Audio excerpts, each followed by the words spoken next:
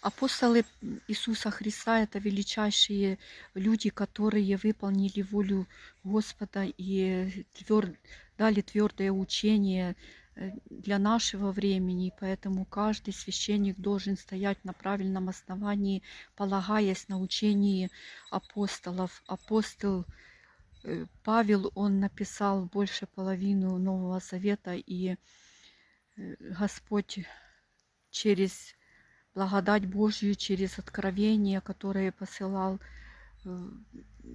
своим апостолам, он дает понимание, что только правильное учение, это неискаженное Евангелие, приводит к полному познанию Господа. И нам нужно полагаться на апостолов, на Божьих людей, которые имеют плоды и результаты своего служения.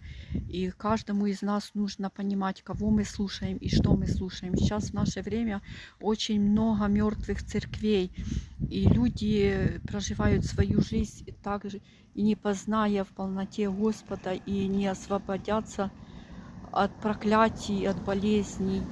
Только правильное учение и живая настоящая церковь, которая освобождает людей от дьявола, она дает полную свободу и полное понимание, для чего верующий человек проживает на этой земле.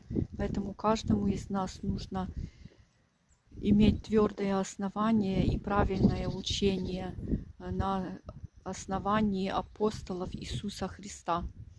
Аминь.